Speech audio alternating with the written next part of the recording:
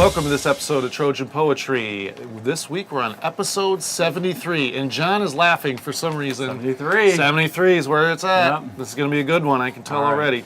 I picked the poem this week. John has not seen it. It is titled, I Cannot Be Quiet an Hour by Mary Ruefle. I begin to talk to violets. Tears fall into my soup and I drink them.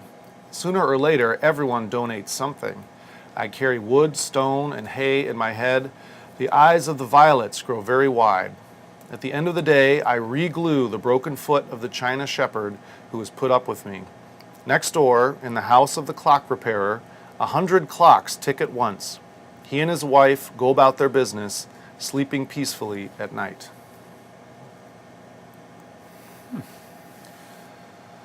Okay. All right. So, reactions, John? Do you want to jump in? Well, I'm trying to make sense of the title, and I felt like at the end I made more sense than I did anywhere else in the middle or the beginning. Okay. And what I got immediately, having only heard it now the once, the clock repairer, 100 clocks tick, he and his wife go about their business, sleeping peacefully at night, that sense of order, that somehow the clock repairer has created order, and that is what allows he and his wife to sleep, like having some kind of order. Now, I don't know if that's what I got there. Okay. I don't know what the soup and the violets and the wood, stone, and hay maybe have to do with anything. Right. Except for, yeah, it's chaotic, and then all of a sudden there's this, like, closing in of order and peace. But that's them, it's not her. Right? Yeah. They're the ones who are sleeping, it's not her. She's Right. wound She's up. still going. Yeah. Oh, wound up like a clock. Ah, I see what you did there. yeah. Yeah. Well, I thought it was just a sense of almost, I guess, loneliness, but also kind of wanting what they have. You know, not quite jealousy, but look at seeing they have this order in their life. Sure. They're able to sleep, and here I am talking to violets, which I thought was a really cool first line. And then later on, she says the eyes of the violets grow very wide, which I thought was almost psychedelic, or like they're beginning to respond, or whatever she said to them.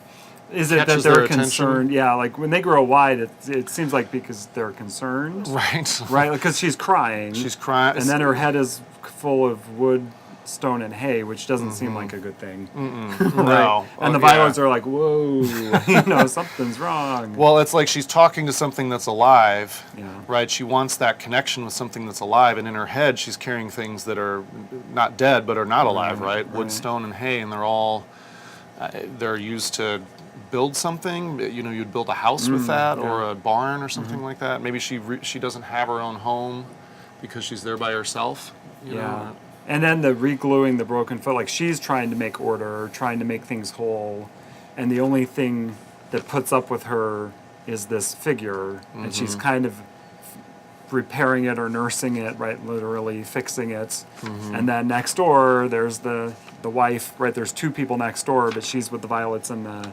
glued figure. So yeah, I mean, it seems like, again, juxtaposition strikes Yes, again. there you go. I begin to talk to violets, right? Seems kind of desperate. Right, and I think Well, I mean, like, I'm beginning to talk Here to we my go. dog, or I'm Yeah. beginning to talk to... She's going stir crazy, right? yeah, I think so. Tears fall into my soup, and I drink them. Sooner or later, everyone donates something. So that threw me at first, but when I connected to the tears, so she's donating her tears to the soup to flavor it or make it salty, or Interesting. and she drinks them. So I guess along with the soup, she's drinking her tears. Yeah, but I do like the eyes of the violets grow very wide, right? They're like, Whoa, lady. It's like, okay. What's going on here? Yeah.